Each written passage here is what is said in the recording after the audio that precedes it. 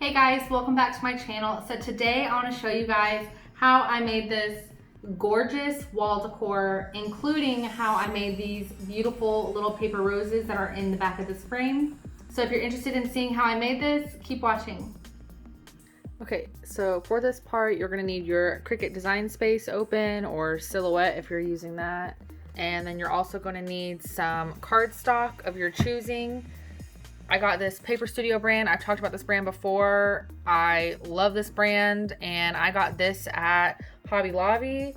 It was $6 for 50 sheets, but I actually got it when they were having a 50% off all of their Paper Studio products. So I actually got this whole pack of paper for $3. I will say one thing that you always need to look out for are the edges of your cardstock. So you'll notice that mine is colored. Just always check your cardstock, because some cardstock is only colored on the front and back and not the edges. And if the edges are white, your flowers are going to be white on the edges. So unless you want that, just be on the lookout for that. So another thing that you're going to need is a quilling tool. I've seen people use tweezers for this, but I just decided to go ahead and get this because I'm sure I'll be using this a lot. It was $10, but I got it for 40% off, so not too bad. I have seen them around the same price on Amazon, so I'll be sure to link this stuff in my description. So let's get started. Okay, so I have my Cricut design space open. I'm just going to upload some images that I have saved on my computer. I just Googled paper flower Cricut template or something along those lines. I'm going to hit simple, and then I'm going to go to advanced options and change the reduce colors down to 5. And then I'm going to crop down the image to the template that I'm wanting, which is this one. And then I'm going to remove the background and then erase this other part of the flower that was left on there. And then I'm going to click continue, and I'm going to save it as a cut image. I'm going to click it, insert image onto my canvas. Now, if you're wanting your flowers to be about 1 inch wide, you're going to want to size them to around 3 inches. So now I'm just going to click on my flower. I'm going to hit duplicate,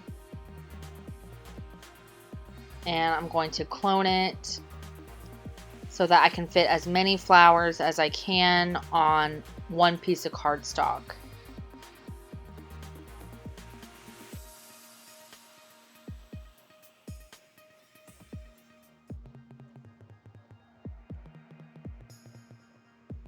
Okay, so I can't fit any more on one piece of cardstock. So now I'm going to group them together, and I'm just going to hit attach. And then I'm going to click make it. And I'm going to hit continue. Okay, so now that I have that ready, it's now time to prepare my mat. So I'm just putting on my cardstock, and I'm going to smooth it out and make sure it's really stuck to my mat so that it's not moving around while it's being cut. I'm going to make sure the cardstock option is selected and load my mat. And then when the light starts flashing, I'm going to click cut. And then it starts cutting out my flowers. So now that my flowers are done, it's time to remove the excess cardstock. And just be careful when doing this so that you don't tear any of your flowers. And I'm going to peel the flowers off of my mat carefully. Okay, so for this part, you're going to need your cut flowers, some tweezers, or I really like this quilling tool. This is called the Savvy Slotted tool, but it's another quilling tool. As you can see here, the tip of it has a slot in the middle of it. Your paper can fit in between this slot like so, and it makes it really easy to roll your flowers. But you can use tweezers. That works too. And you're also going to need some kind of hot glue gun. So I already have my hot glue gun warmed up and ready to go. So if you've never done these before, you would think that you would start in the middle. You don't. You start on the very last petal. So basically you just put your little quilling tool on the edge And I like to push mine all the way down as far as it can go. And you just kind of curl inward because this is going to be the center of your flower. So what you're going to do once you get it started is you're going to take your tool and you're just going to roll it. And it's really important that you keep the edges as lined up as you can as you go. So I like to press it against my finger just to make it more secure. And then I'll just roll it along, but just notice how I'm keeping my edges lined up. It's okay if they get a little uneven because flowers aren't perfect. And we're going to be messing with the petals whenever we're done anyway.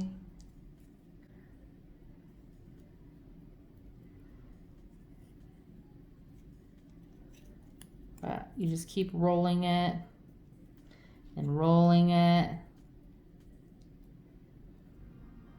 And sometimes you just have to kind of pull it to get it to stay straight.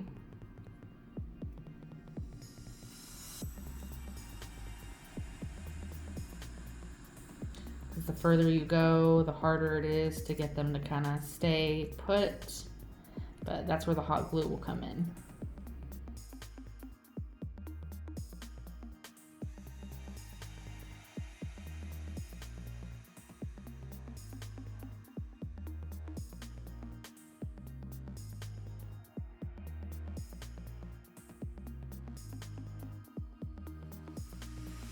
Okay, and this last little petal, you're gonna leave that hanging off because that's actually gonna be the bottom of the flower that we glue on.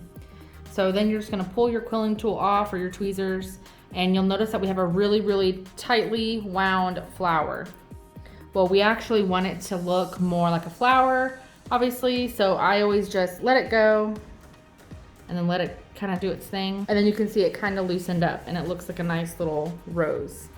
So you can either glue it like this if you like the way this looks. I want it to be a little more loose.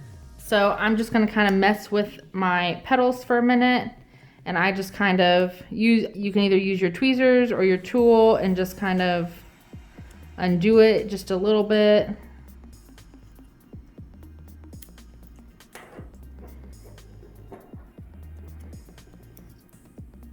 But once I kind of get it how I want it, I put my finger on the bottom and then I just kind of push the petals outward because I want them to kind of have a curled edge look because most flower petals aren't sticking straight up anyway. So I'm just making them look a little bit better, but that's just a personal preference. Okay, so now that I have the flower the way I want it, now you're going to wind the petals kind of back up. And then I always fold this last petal out so that it's out of the way. And I'm gonna put a dab of glue right there. And then we're gonna push down this center.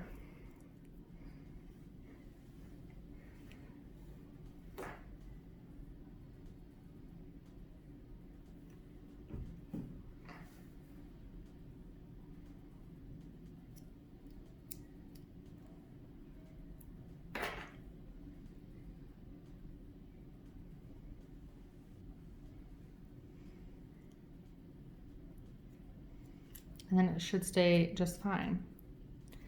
But you can still kind of move it around and get it in the position that you want. But there you have it. There is our first flower. So cute, so simple. Now we got a bunch more of these to go. So now that I showed you how I did that one, I'm gonna put the rest of this in time lapse. So you guys aren't sitting here for 3 hours with me doing this. And you guys can see what they look like when I'm all done.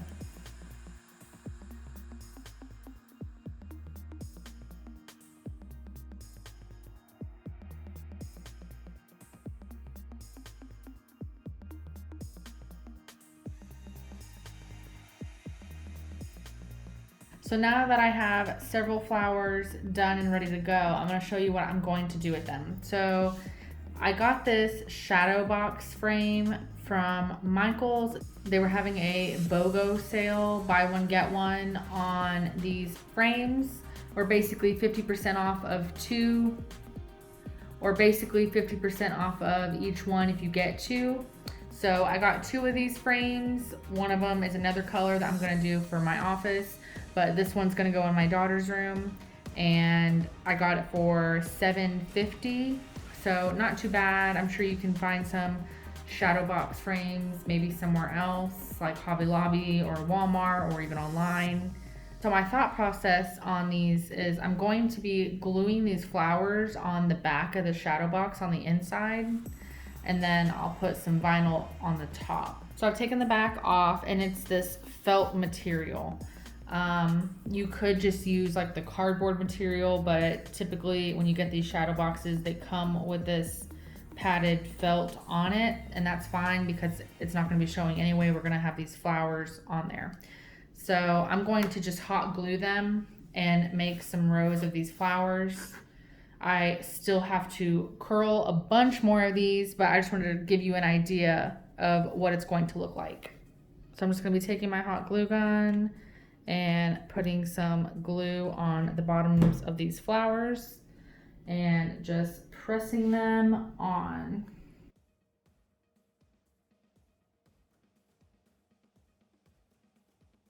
So they'll go like that.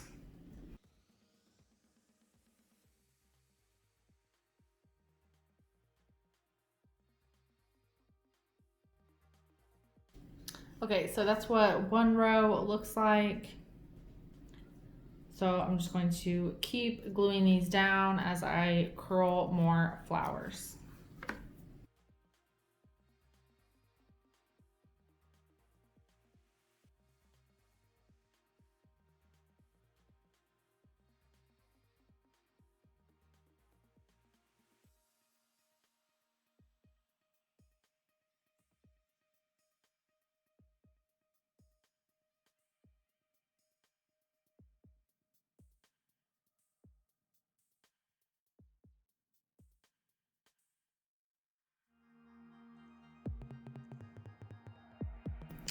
Okay, so now that we have our roses done, we can put it in the frame and move on to our next step.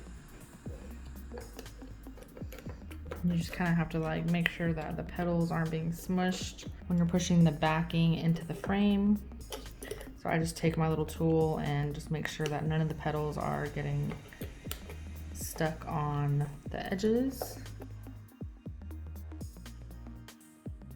And before I fasten all of these little things, I just flip it over and look at them and make sure none are getting pulled off or anything, so it looks good.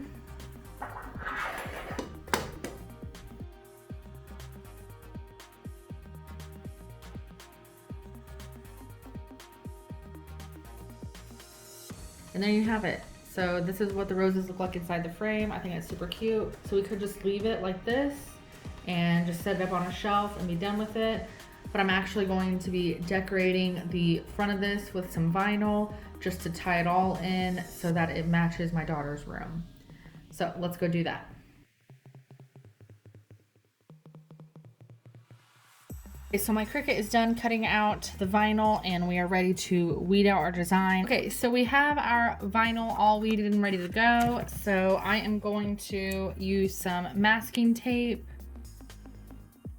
to transfer the A onto my frame.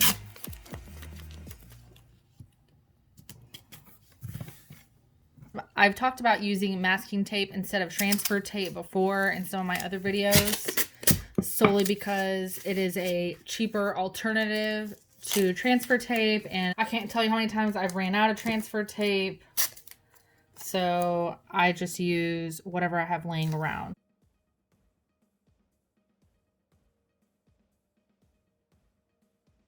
Okay, so we have our frame ready to go, and I'm ready to put on the vinyl. So I'm just gonna kind of eye where I want it.